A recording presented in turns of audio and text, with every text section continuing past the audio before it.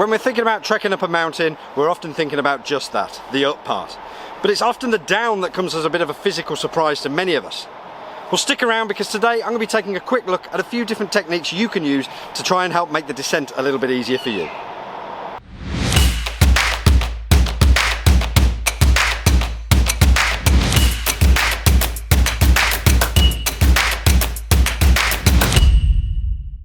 Hi, my name's Jack and welcome to the Summitfit YouTube channel. As well as hints and tips on techniques in the mountains, we'll also be looking at all kinds of gear and equipment that you can use to try and help make your time in the mountains a little bit easier. Now if that sounds like your kind of thing, make sure you hit the subscribe button below so you don't miss out on any of our upcoming videos.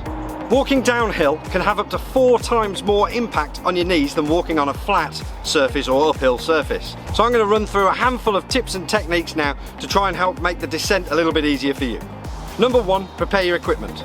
Make sure your backpack is fitted properly, that all the straps are tightened around the shoulders, waist and also the sternum strap. This will reduce movement in the backpack and therefore reduce the chance of you losing your balance. As well, make sure items inside the pack are packed properly. So that is that heavier items such as water are closer to your back rather than further away. Number 2, foot placements. Try and make conscious decisions as you're on the descent.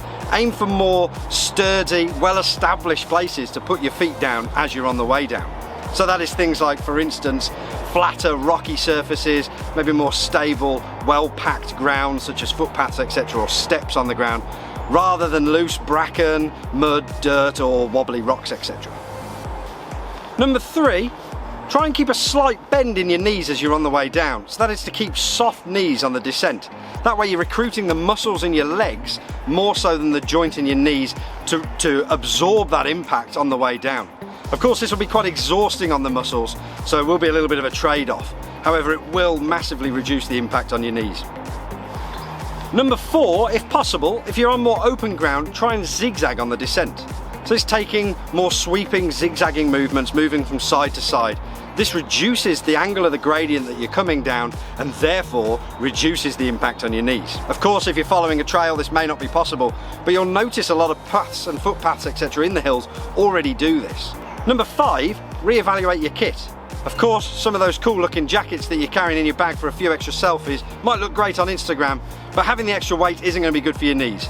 Go through your kit, make sure you've only got the essentials and exactly what you need for the day out. That way, you're dropping the weight in your pack and therefore reducing the impact on your knees. 1, 2, 3, 4, 5, 6, I keep losing what number I'm on here. And finally, use walking poles. Using walking poles will help transfer some of your weight from your legs to your arms. Much in the same way you might reduce the weight in your backpack, this is going to reduce the impact on your knees and joints further. Now if you're new to using walking poles, you might find the following day your arms are going to ache, but of course that's because you're using them to walk with effectively. With practice, of course, that ache is going to reduce, so just stick to it. When you're using walking poles, try and place your palm over the top of the pole. This will reduce the chance of your hand slipping down it and you losing grip. As well, remember to keep soft knees as you're descending. You don't want to use them like a pair of crutches. You've got to keep soft knees, continue to walk, but use the walking poles as a bit of support. So that's just a quick look at a few different techniques that you might use to help descending mountains a little bit easier. If you've used any of these and you found them useful, or you've got any hints and tips yourself, make sure you stick them in the comments below because we'd love to hear your ideas also. If you've enjoyed this, please give it a thumbs up and make sure you hit subscribe below so you don't miss out on any of our upcoming videos. Thank you very much for watching. We'll see you next time.